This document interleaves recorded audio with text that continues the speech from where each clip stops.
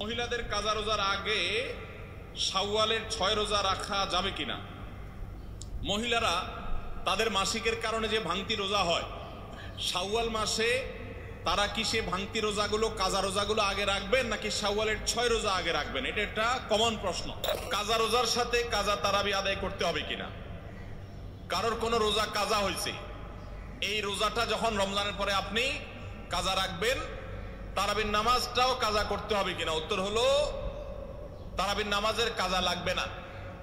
আপনি শুধুমাত্র রোজার কাজা করলে কি কাজা আদায় হয়ে যাবে।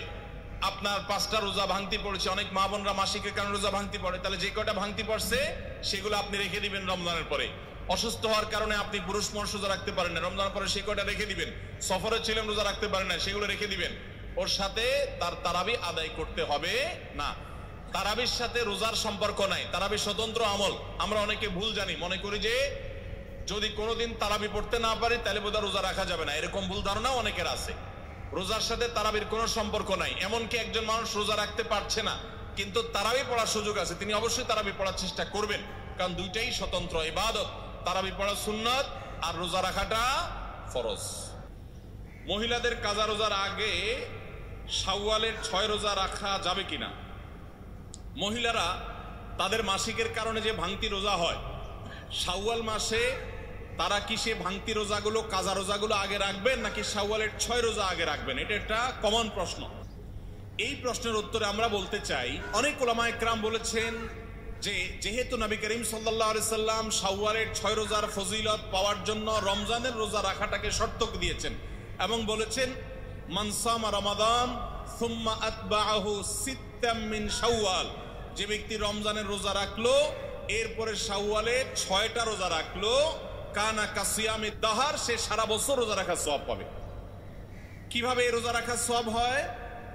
অনেক উলামা ইকরাম, অনেক বিশ্লেষকরা বলেছেন আল্লাহ তাআলা প্রতিটা আমলের বিনিময়ে কমপক্ষে 10 গুণ বাড়ান, কোন কোন ক্ষেত্রে আরো অনেক গুণ বাড়ান, দানের ক্ষেত্রে আরো কয়েকশো গুণ পর্যন্ত আল্লাহ বাড়ায় দেন।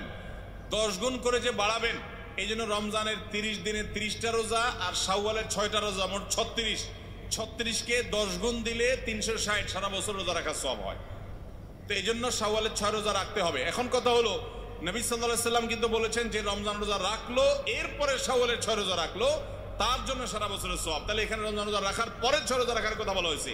এই জন্য অনেক উলামা ইকরাম বলেছেন মহিলারা তাদের ভাঙতি রোজাগুলো আগে রাখবে, তাহলে রমজান রোজা রাখা হয়ে গেল, এরপরে শাওয়ালের 6 রোজা রাখবে। এটা একটা মত।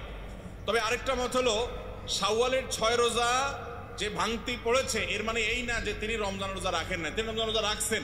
এগুলো তো আল্লাহ নির্দেশের কারণে তিনি রাখতে পারেন না, যেহেতু তিনি অসুস্থ মাসিক। তো এই জন্য তিনি এগুলো পরে রাখলেও শাওয়ালের 6 রোজার সওয়াব তিনি পাবেন।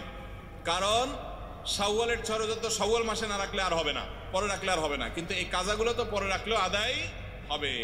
তো উত্তম হলো কাজা আগে করে যদি শাওয়ালের 6 রোজা রাখতে পারেন সবচেয়ে উত্তম, না পারলে অন্তত শাওয়ালের আগে রেখে কাজাগুলো পরে রাখলেও আশা করতে পারেন আল্লাহ তাআলা শাওয়ালের 6 রোজার ফজিলত দিবেন।